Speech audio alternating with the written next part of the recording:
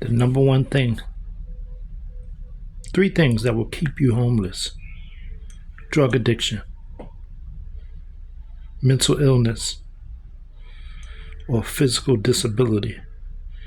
If you have addiction, you must go get help. You must go get treatment. You must humble yourself. Get on your knees and pray to God for help and get treatment. Same thing if you have a mental disorder. You must admit it and go get help. If you have a physical disability, you have to find a way to get help. Maybe you can get a social security disability. You have to find a way to get help. If you don't have any of these 3 problems, the number one barrier to getting off the street and not being homeless is you must get a job. It's not rocket science. You must get a job.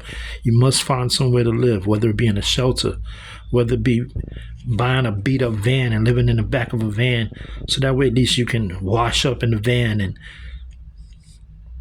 use wet wipes to keep yourself clean so you can look presentable for a job interview or at a job. There's no excuse for being homeless for years upon years if you don't have any of these 3 problems. And even if you have those 3 problems, there's something you can do about it. You got to do something about it. You got to look yourself in the mirror and pick yourself up and say, I got to do better. There's so many resources out here in this country for people that have these type of problems that you can get help. But if you don't humble yourself in front of God and get help, you'll never get better. A job is not going to come walk and knock on your door. A mental health specialist, a drug addiction specialist, they're not going to come knock on your door. You have to go and seek help.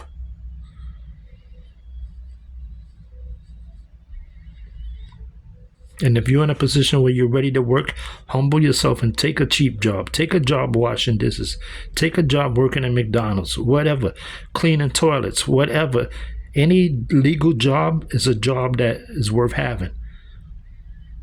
As long as you take pride in what you do and get up and make an honest day's pay from an honest day of work.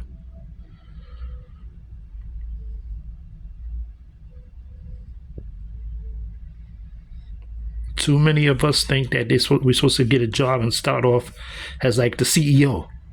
No, you got to start at the bottom and work your way up. That's the only way.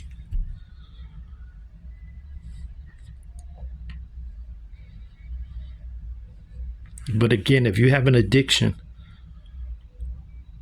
it's basically like handicapping yourself. You're never going to be able to get out of your situation.